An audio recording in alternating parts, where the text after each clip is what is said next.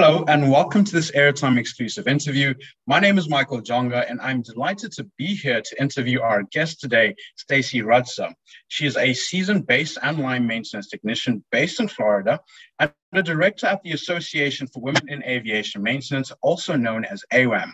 AWAM is an international nonprofit that supports and promotes women's professional growth in aviation maintenance through opportunities in networking, education, and raising awareness for women in the industry.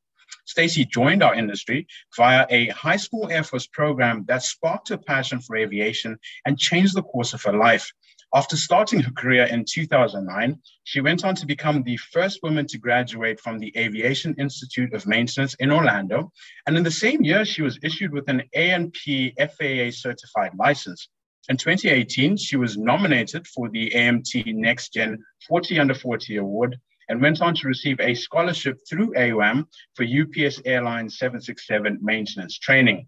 Today, she is a full-time maintenance technician and serves on the FAA Women in Aviation Advisory Board. She joins us to take part in AeroTime's Women in Aviation campaign and also during our MRO Spotlight Month. Stacey, thank you for joining us here at AeroTime. Thank you so much for having me, Michael. I'm excited to be here. You know, it's really perfect timing given we have our MRO month and we're also celebrating women in aviation.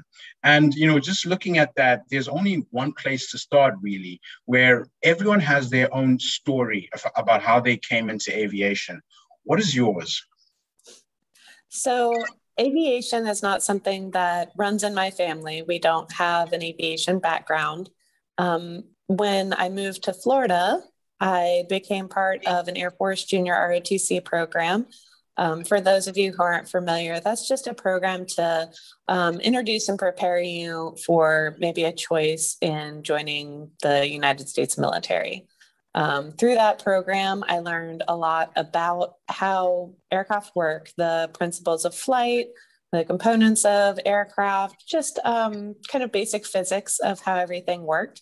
And it just so happened that my instructor was a maintenance officer in the Air Force for his career. So he always kind of pushed that maintenance side. It wasn't something that I immediately pursued after high school graduation, but it was kind of always in the back of my head. So when it really came time to choose a career path, I said, what do I really want to do? I knew some things I didn't want to do. And the more I researched aviation maintenance, the more I realized that that was going to be a really good fit for my passions and my personality. But some would say that the field of aviation maintenance really falls under a niche umbrella, especially in terms of career choice. What really then inspired you to pursue it to the extent that you have today? Honestly, it just started off as a job. Right? You know, I went to trade school, got my certificate, and to me, I entered as just a job. I didn't really understand. I was in my very early 20s. I didn't really understand a career or a career path or anything like that. It was a way to more comfortably pay my bills. So as I got more involved, as I learned more about it, that's when I actually really started to develop that passion for it.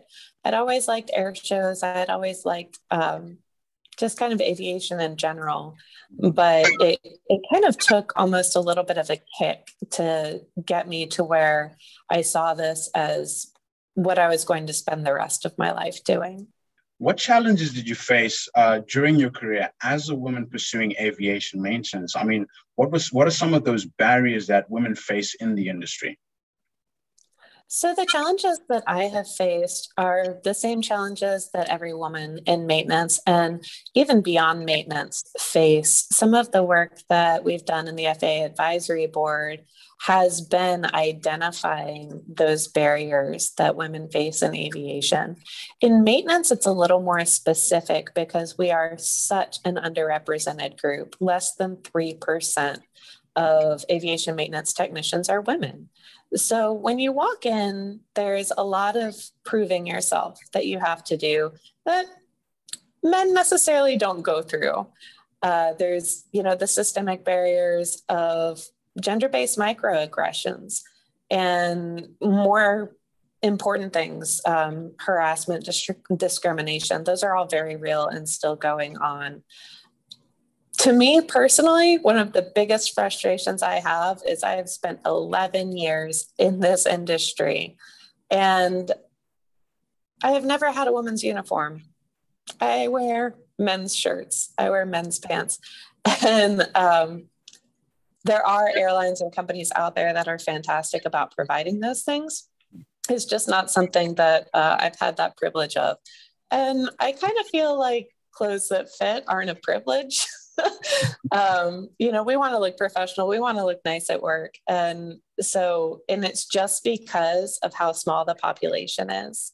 And this is really back up across the industry. A major airline for a very long time did not provide women's coats. These wonderful female pilots are walking around in men's coats. And that was a barrier that was just very recently overcome.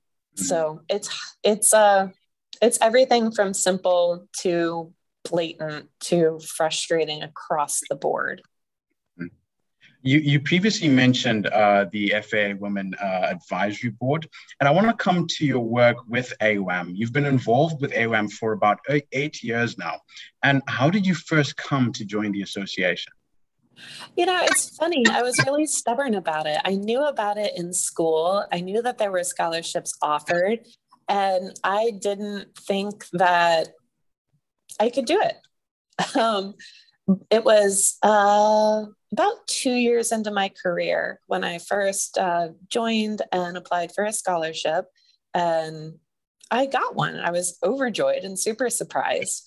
But I got to go to the UPS training facility in Louisville, Kentucky. UPS was amazing. They gave me fantastic training that actually helped me get a job later down the line in my career. So that was very meaningful to me. And as part of the scholarship, I was invited to the Women in Aviation International Conference, where I met some of the leadership and the volunteers of AWAM, and they just quickly became lifelong friends. And that was when I really knew that I wanted to be more involved. Mm-hmm.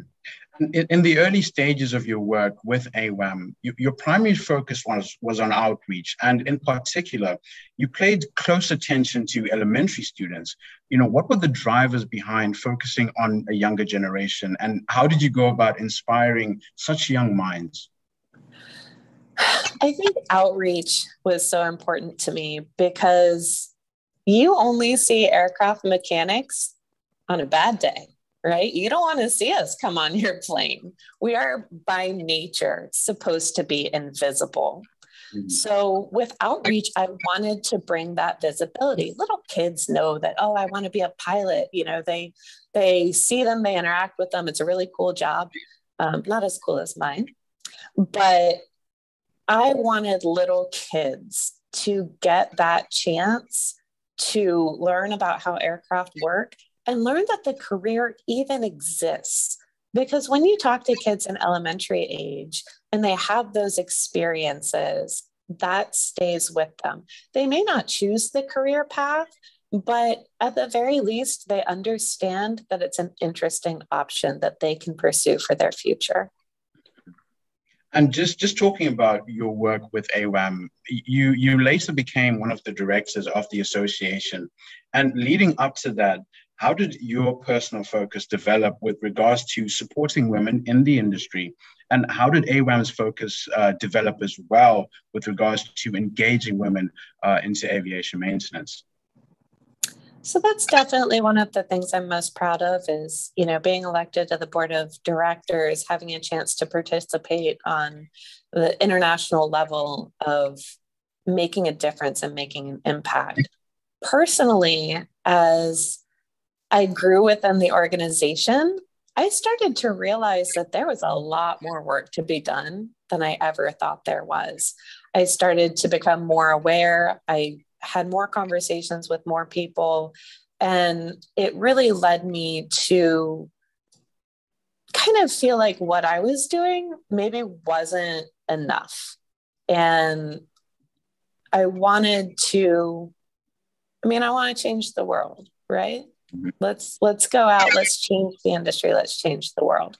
And in doing so, I was able to take on some more responsibility.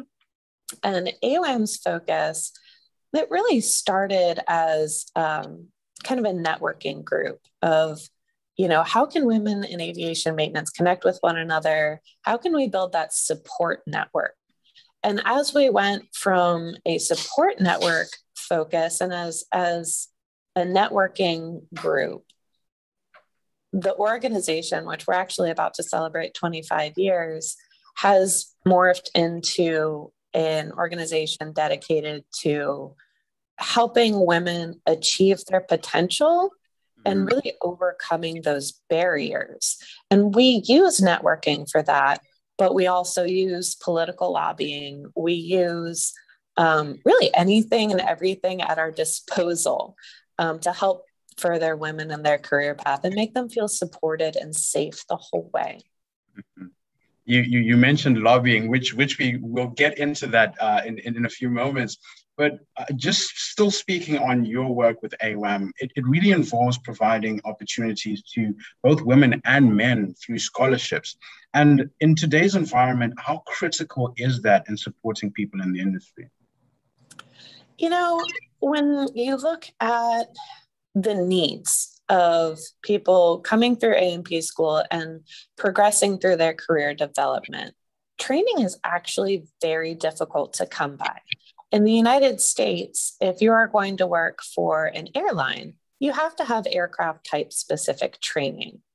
It is not necessarily as involved and in depth as the EASA regulations, but you still have to have that kind of training. And that training is historically very expensive and very hard to get.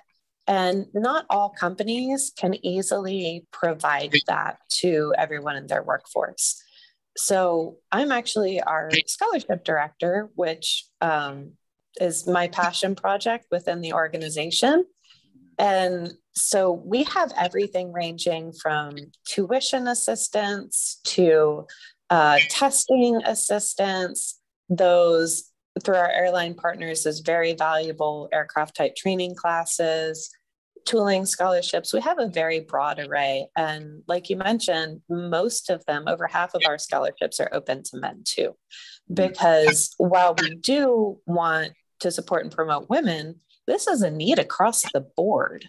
So providing people these opportunities, it helps build that pipeline. It helps retain people in the industry.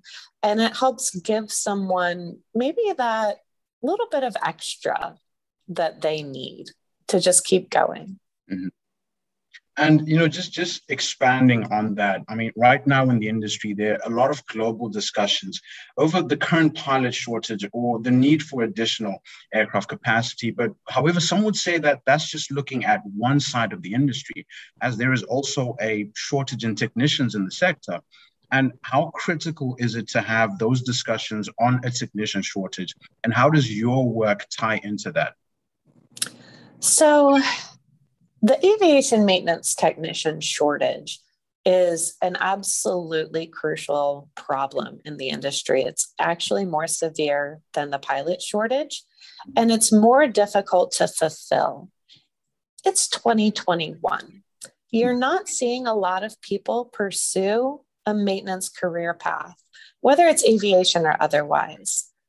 There are many options out there that are maybe easier work.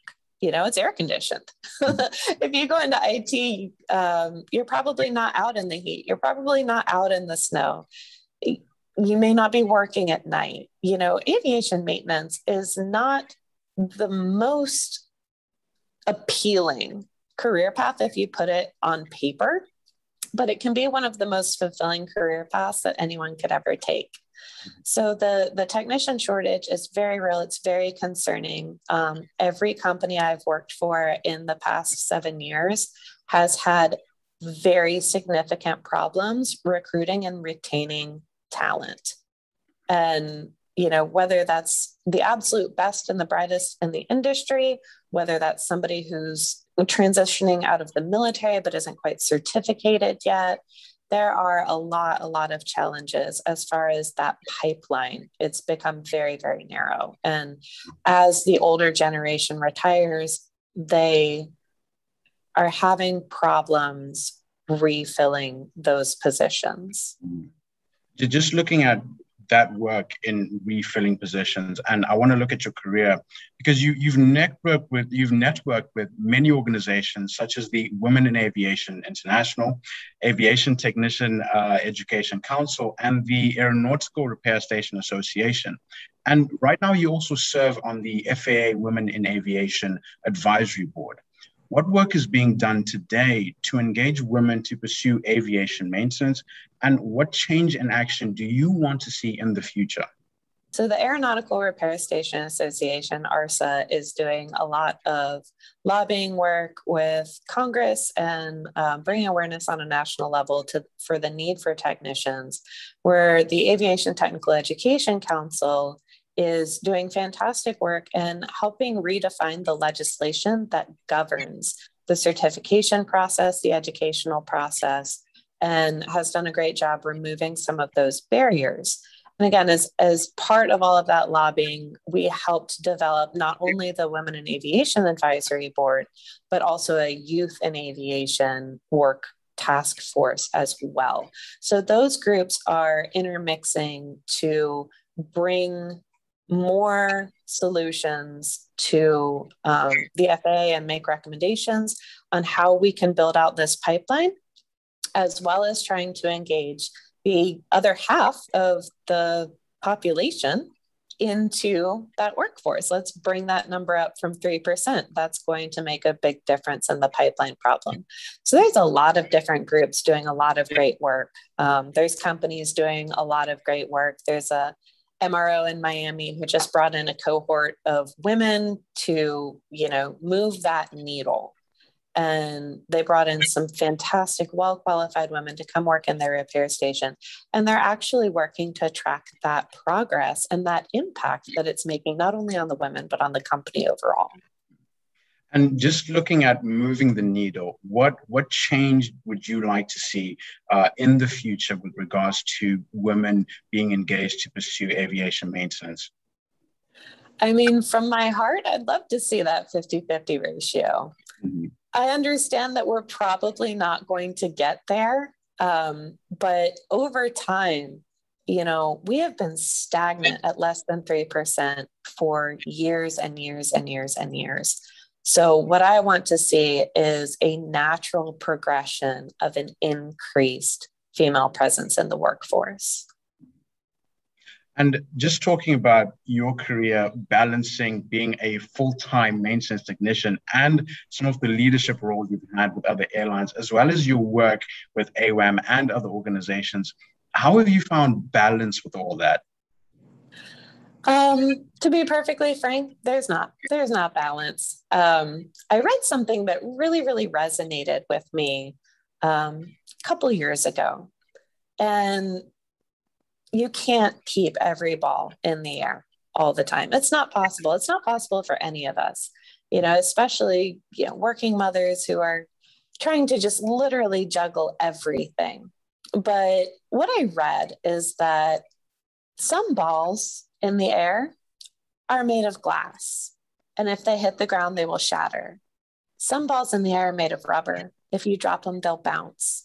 So the best thing, in my opinion, that can be done is recognizing which balls are glass and which balls are rubber, and giving yourself that permission sometimes to drop a rubber one to save a glass one from shattering.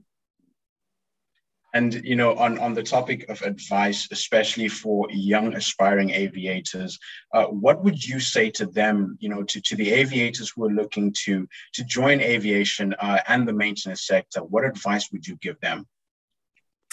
I would say, just right off the bat, general advice, you can train for this career field in about 2 years. It's give or take a little bit depending on what program you go into, but then you can walk into one of the highest paying jobs available for that level of education. I have students that I see graduate walking into jobs making more money than they would have ever expected. Just from a very practical standpoint, it's a vibrant and viable career path that pays very well. When it comes to advice as far as being successful and growing in your career, I would really just say be courageous, be ferocious. You're going to fail. That is a given. There are going to be times when you fail, but have the tenacity to be able to redirect and fail, but don't falter. Just keep going, and you'll never believe the doors that will open up for you. Those are such strong words. And I just want to say thank you for joining us here at AeroTime today and for sharing your story and the insight into your work. It's clear to all of us that you are passionate about promoting women in aviation maintenance. And I'm sure that many viewers and aspiring aviators watching will take great inspiration from your story. That brings us to the end of this AeroTime interview, but stay tuned for more coming soon. Thank you for joining us. My name is Michael Jonga, and you've been watching AeroTime. Goodbye.